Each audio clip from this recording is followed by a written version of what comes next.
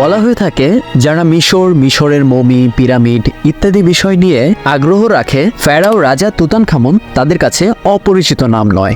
জানা যায় তুতানখামুনের সমাধিতে এত সোনা পাওয়া গিয়েছিল যে পৃথিবীর অন্য আর কোথাওই এত সোনা একবারে দেখা যায়নি। জানা যায় এই মমি নিয়ে যারাই কাজ করেছে বা এই মমির সংস্পর্শে এসেছে তাদেরই ঘটেছে অপঘাতে ভয়ানক মৃত্যু। আপনার কি মনে হয় এই ফেরাও রাজা তুতানখামুনের মমি কি আসলেই এত অভিশপ্ত? কেনই বা মারা গিয়েছিলেন যে বা যারা এই সমাধিটি উদ্ধার করেছিল?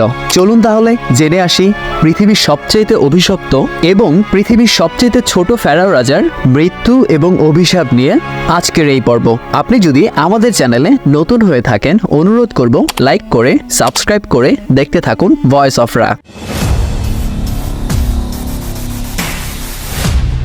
Voice of Ra. মিশরীয় ফারাওদের 18তম বংশের একজন ফারাও ছিল এই তুতানখামেন। পিতার মৃত্যুর পর অর্থাৎ তার ছেলে তুতানখামেনকে মাত্র 8 বছর বয়সেই সিংহাসনে বসানো হয়েছিল। তবে তার রাজত্বকাল ছিল খুবই অল্প, মাত্র 10 বছরের। মাত্র 18 বছর বয়সেই মৃত্যু হয় তার। পরবর্তীতে এক গবেষণায় দেখা গেছে তুতানখামেনের রক্তে লোহিত রক্তকণিকার ঘাটতি ছিল। এছাড়া অটোপসি করে দেখা যায় তার বাম পায়ে একটি হাড়ের রোগও ছিল। পিতামাতা নিকটাত্মীয় হওয়ার কারণে তার এই জিন ঘটিত রোগটি ছিল। তাই হাড়ের রোগ বা লোহিত রক্তকণিকার অভাব, তার মৃত্যু ঘটেছিল আসলে মূলত জিন ঘটিত কারণেই। তবে ফারাও হিসেবে তুতানখামেন ছিলেন খুবই অল্প পরিচিত। 1922 সালে হাওয়ার্ড কার্টার এবং তার দল মিলে তুতানখামেনের সমাধিটি আবিষ্কারের পর চারদিকে হইচই পড়ে যায়। এর মূল কারণ হচ্ছে সমাধি এবং আশেপাশের ঘরগুলোতে পাওয়া যায় অসংখ্য স্বর্ণের জিনিসপত্র এবং আরো অনেক মূল্যবান সামগ্রী। এছাড়াও তুতানখামেনের দেহটি মমি করে যে কফিনে রাখা হয়েছিল সেটিও ছিল আগাগোড়া নিরেট সোনার তৈরি। তুতানখামেনকে সমাধিস্থ করার পরে আসলে কেউই এই সমাধির খোঁজ করে উঠতে পারেনি। তাই ভেতরের জিনিসপত্র রয়ে গিয়েছিল এত বছর পরেও ঠিক আগের মতোই।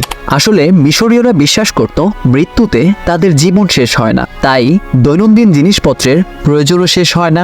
এই জন্যই সমাধিতে লাশের সাথে সাথে দিয়ে দেওয়া হতো অসংখ্য মূল্যবান সামগ্রী। তুতানখামেনের বেলাও কিন্তু এরকমই ছিল। তার সমাধিটি যখন প্রথম উদ্ধার করা হলো, দেখা গেল সমাধির প্রত্যেকটি ঘরেই রয়েছে রাশি রাশি স্বর্ণ। বলা হয়ে থাকে পৃথিবীর আর কোথাওই এত স্বর্ণ এক জায়গাতে দেখা যায়নি। এর জন্যই সমাধি আবিষ্কার হওয়ার সাথে সাথেই চারদিকে হইচই পড়ে যায়।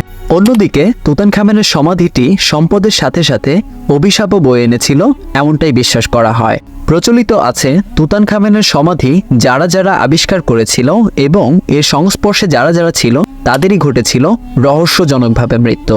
তুতানখামেনের অভিশাপের কথাটি আসলে প্রথম শুরু হয় হাওয়ার্ড কার্টারের একটি পোষা ক্যানারি পাখির মধ্য দিয়ে।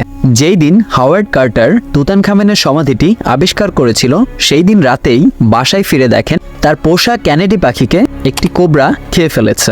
বিশ্বাস করা হতো এমনটাই, কোবরা এবং শকুন এইগুলো হচ্ছে ফারাওদের সুরক্ষার প্রতীক। সমাধি আবিষ্কারের কিছুদিন পরেই লর্ড কার্নারভান, যিনি ছিলেন এই খনন কাজে অর্থদানকারী, তিনি রহস্যজনকভাবে মশার কামড়ে মারা যায়। এছাড়াও তিনি যেই রাতে মারা গিয়েছিলেন ঠিক সেই রাতেই তার থেকে প্রায় 1000 মাইল দূরে থাকা তার কুকুরটিও রহস্যজনকভাবে মারা যায়। এছাড়াও আরও অনেকগুলো মৃত্যুর সাথে তুতানখামেনের অভিশাপ জড়িত বলে বিশ্বাস করা হয়। লর্ড কার্নারভানের মৃত্যুর পরেই এই অভিযানে জড়িত থাকা আরও একজন প্রত্নতত্ত্ববিদ আর্থার মাইস হঠাৎ ক্লান্তি অনুভব করেন এবং তার কিছুক্ষণের মধ্যেই তার মৃত্যু হয়। এছাড়াও লর্ড কার্নারভানের এক বন্ধু তার মৃত্যুর খবর শুনে মিশরে ছুটে আসেন এবং সমাধি পর্যবেক্ষণের 12 ঘন্টার মধ্যে তিনিও জ্বরে আক্রান্ত হয়ে মারা যান। এছাড়াও তুতানখামেনের সমাধি আবিষ্কারের 4 মাসের মাথায় লর্ড কার্নারভানের সহকারীর মৃত্যু হয়। মৃত অবস্থায় তাকে তার বিছানাতেই পাওয়া যায় এবং ছেলের মৃত্যুর খবর শুনে তার বাবাও আত্মহত্যা করেন। তুতানখামেনের অভিশাপকে আসলে অনেকেই সংবাদপত্রের কারসাজি বলে মনে করেন, কেননা সমাধি আবিষ্কারের শুরুতেই কয়েকজনের মৃত্যুকে কেন্দ্র করে সংবাদপত্রের বিক্রি বাড়াতে এর সাথে তারা অভিশাপকে জড়িয়ে দেয়। আরও কিছু মৃত্যু এবং দুর্ঘটনাকে সমাধি আবিষ্কারের সাথে পেঁচিয়ে সেই সময়টাতে প্রচুর গল্প প্রচার করা হয়, যেগুলো রয়ে গেছে এখন অবধি। পরবর্তীতে এক গবেষণায় দেখা যায় সমাধি উন্মোচিত হওয়ার সময় সেখানে 58 জন মানুষের উপস্থিতি ছিল, যার মধ্যে পরবর্তী 8 থেকে 10 বছরের মধ্যে মারা গিয়েছিলেন 8 জন। 1939 সালে হাওয়ার্ড কার্টার 64 বছর বয়সে মারা গিয়েছিলেন। আর জানা যায় তার মেয়ে 1980 সাল পর্যন্ত বেঁচে ছিলেন, যিনি ছিলেন সমাধিতে প্রথম প্রবেশ করা মানুষদের মধ্যে একজন। এছাড়াও অন্য সকলে প্রায় দীর্ঘকাল জীবিত ছিলেন। আর যারা মারা গিয়েছিলেন তাদের মৃত্যুও ছিল স্বাভাবিক মৃত্যু। ভিডিও শেষ প্রান্তে চলে এসেছি, তবে মানুষ স্বার্থের কারণে তিলকে তাল বানিয়ে ফেলে, আবার তালকে কিন্তু বানিয়ে ফেলে তিল। আর সেই গুজব ছড়িয়ে পড়ে বছরের পর বছর, শতাব্দী থেকে শতাব্দী। আজ বিদায় নিচ্ছি ভয়েস অফ রা থেকে। ভিডিওটি ভালো লাগলে লাইক করুন এবং শেয়ার করুন। আমাদের ভিডিও সম্পর্কে কোনো মূল্যবান মতামত থাকলে কমেন্টে লিখে জানান। এছাড়াও এমন তথ্যবহুল ভিডিও দেখতে চাইলে দেখতে পারেন আমাদের চ্যানেলের অন্যান্য ভিডিওগুলো। ভালো থাকবেন। আসসালামু আলাইকুম।